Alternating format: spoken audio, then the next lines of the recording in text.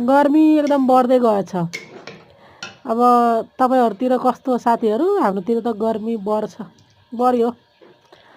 अब यो गर्मी बढ्दै गएपछि गर्मीलाई मध्यनजर गर्दै मही ल्याके चिसो मही खाऊ भनेर खाएको पनि हो 1 गिलास।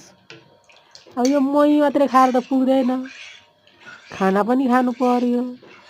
अनि भन्सामा छिरेको यसो तरकारी केही पनि देखेन। अब मेरो पालो अब लज्जा भनेपछि त जिरा, मेथी, ज्वानोलाई तेलमा परकपुरुक पर्काई अनि त्यसपछि बेसार र अदुवा लसुन सबै थिचेर हालेर अनि त्यसपछि याल्ला जा भनेर त यही महीलाई घट्टा मथे जस्तै मद्दिएको।